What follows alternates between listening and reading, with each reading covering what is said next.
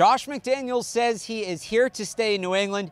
Is that good or bad news for the Patriots? I'm Alex Barth. He is Evan Lazar. This is the Foxboro Report, brought to you by 1 in 100. If you're looking for cheap tickets to Patriots, Celtics, or Bruins games, you've got to check out 1in100.co today. They can get you in the building for the price of a pizza or an ice cold beer. Again, that's 1in100.co. Check them out today. Evan, as the coaching jobs start to come off the board, Josh McDaniels, still the Patriots offensive coordinator, and he let us know early this week he is closing the book, so to speak, on his coaching search. Before we get into McDaniels in New England, let's just say this. This is a guy that less than a year ago bailed on the Indianapolis Colts. I mean, assistants were hired, papers were signed, and he left. Right. Can we believe him when he says he's closing the book? Well, I think that we can believe him for 2019. Now, is he the heir apparent? Is he going to be here in 2020 and beyond that? I'm not so sure. But I think that just looking at the landscape of the coaching opportunities that are available now, it's really just the Jets and the Miami Dolphins that are an open book. And that's going to not, I don't think that McDaniels is going to factor in there, because I don't think that he's going to go to the AFC East, to another AFC East opponent, and do that to Bill Belichick. So I think for 2019, Josh McDaniels is here to stay. Whether he's the heir apparent or he's here for the long term, I don't know. All right, well, let's say he is here for the next 2 or 3 years, or at least as long as Tom Brady's here. Yeah. I mean, how comfortable you are with that? This is a guy that it seemed like he regressed this year. Games like the Titans game and the Lions game with just uncreative, uninspired play calling. You know how I feel about the throwback to Tom Brady in Tennessee. That play ultimately could cost them. I mean, we did after the game. That play could ultimately end up costing the Patriots a title if that is, in fact, the play that has injured Brady's knee to the point where he struggled like he has. Yeah.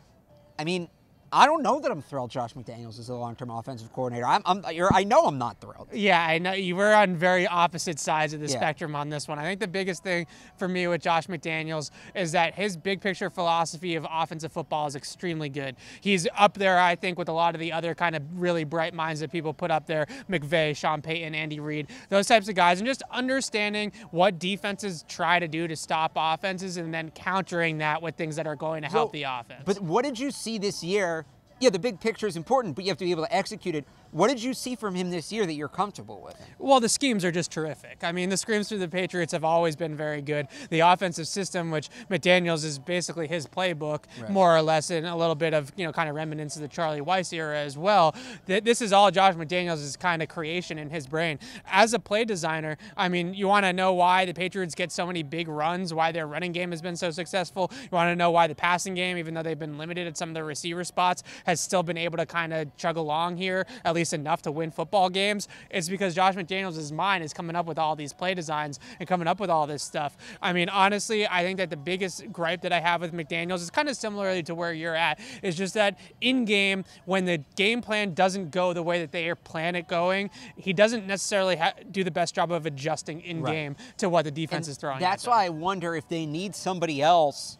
Maybe McDaniels is the brain behind it. Yeah. Maybe he's the Ernie Adams of the offense, but you need somebody in game, whether it's Chad O'Shea or somebody else, actually calling the plays, because he has that whole play sheet in front of him, and there's a bunch of beautifully designed plays. Yeah. But I'm not sure he knows exactly how to sequence them together, when to go to what at the right time. Well, I think that sometimes that's what he struggled with this year. I think sometimes you see him sequencing plays together at a very high level. I think the Buffalo game is a perfect example of that, where he's sequencing runs together with play action passes off of those runs that all marry together, that all look the same, and it's very confusing for defenses which way they're going and who's going to get the ball, and those types of things are happening.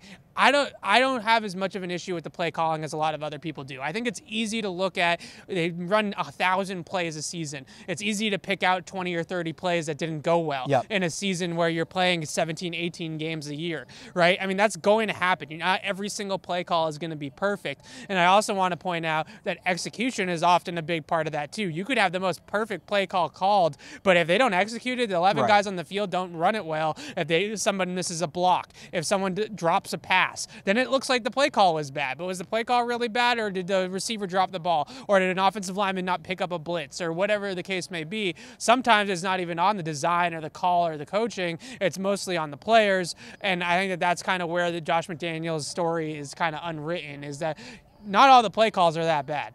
I just go back to throwing the ball to your 41-year-old quarterback on fourth down in a game that's over, and I think I get it. If that's where his mind is at. I kind of throw out the first 4 weeks of the season because the Patriots are just in flux. Right, and we know that's how the Patriots are, but for every I feel like it's 50-50 with him. For every Kansas City, there's a Tennessee, right? For every Green Bay, you know, there's a Detroit, and but at the end of the I want day, some consistency from my offense coordinator. At the end of the day, they were 4th in scoring. They were 5th in DVOA. I mean, their offense was still a top 5 offense by pretty much every metric that you measure by. So, but I mean, anybody, I could be the offense coordinator with Tom Brady. I think it's going to end up with that. Don't make that argument. That's not true. All right. Tom Brady certainly helps. Brady obviously over helps. the years. Who's bailed out who more? Has Brady bailed out McDaniels more? Or has McDaniels bailed out Brady more? Does the defense Let's be count? honest. Can we give the defense a nod in this? Solely on the, okay, if you want to get that nitpicky, we can save that for Twitter. Speaking of Brady, though, I want to close it on this note. Yeah. Brady's told us he's playing at least next year. I mean, the 45 years old kind of still hangs over his head. Who knows how real that number is? But you get the feeling that, you know, tough to teach an old dog new tricks. He's not going to want to go through an offensive overhaul. He's not necessarily going to want to play for another offensive coordinator. What is Josh McDaniels staying? What effect does that have on Tom Brady and how long he's in New England? Well, I think it's just a comfort level. I think that those two have really found a really good groove and a good working relationship where they can be honest with each other. They can break down film together and look at tendencies for other teams, look at flaws in other teams and pick those apart in games. So I think that there's a comfort level there with Josh McDaniels that wouldn't necessarily be there with the new guy. Obviously, the new guy, whether it's Chad O'Shea or somebody else, isn't going to reinvent the wheel of the Patriots offensive system. They've been running the same thing for 20 years. It's not going to change. But at the same time, this comfort level with McDaniels, I think, is as high as it's been with maybe any offensive coordinator, whether it was Weiss or O'Brien, than any guy that he's ever had. And remember, he's only had 3. Right. I mean, that's it. Right. So I think that there's a comfort level there that Brady's going to like to having McDaniels back. All right, we will see. Do you believe Josh McDaniels is staying in New England? Do you think it's a good thing for the Patriots? Let us know in the comments below or on Twitter at PatriotsCLNS. I know a lot of people don't think it's a good thing. I mean, hey, look, we're on a roll, or now we disagree. I've been on a roll with the Lamar Jackson take, so we'll see. This has been the Foxboro Report brought to you by 1-100. You can check them out for cheap tickets to Boston sporting events at 1-100.co. For Evan Lazar, I'm Alex Barth from Gillette Stadium. Thanks for watching.